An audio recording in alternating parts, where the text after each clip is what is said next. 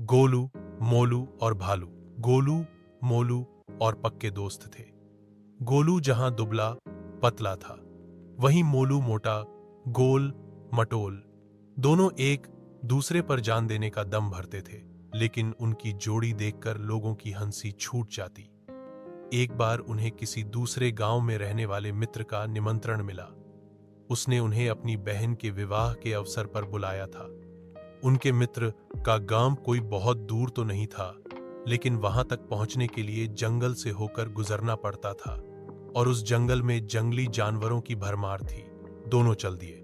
जब वे जंगल से होकर गुजर रहे थे, तो उन्हें सामने से एक भालू आता दिखा। उसे देखकर दोनों भय से थर थर कांपने लगे। तभी दुबला पतला गोलू तेजी से दौड़कर एक पेड़ पर जा चढ़ा, लेकिन मोटा होने के कारण मोलू उतना तेज नहीं दौड़ सकता था। उधर भालू भी निकट आ चुका था, फिर भी मोलू ने साहस नहीं खोया। उसने सुन रखा था कि भालू मृत शरीर को नहीं खाते। वह तुरंत जमीन पर लेट गए और सांस रोक ली। ऐसा अभिनय किया कि मानो शरीर में प्राण है ही नहीं।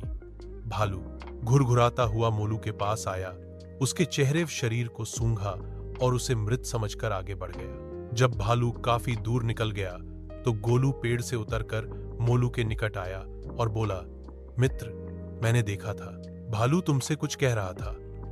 क्या कहा उसने? मोलू ने गुस्से में भरकर जवाब दिया, मुझे मित्र कहकर न बुलाओ। और ऐसा ही कुछ भालू ने भी मुझसे कहा। उसने कहा, गोलू पर विश्वास न करना, वह तुम्हारा मित्र नहीं है। सुनकर गोलू शर्मिंदा हो गया। उसे अभ्यास हो गया था कि उससे कितनी भारी भूल हो गई थी। उसकी मित्रता भी सदैव के लिए समाप्त हो गई। शिक्षा, सच्चा मित्र वही है जो संकट के काम आए।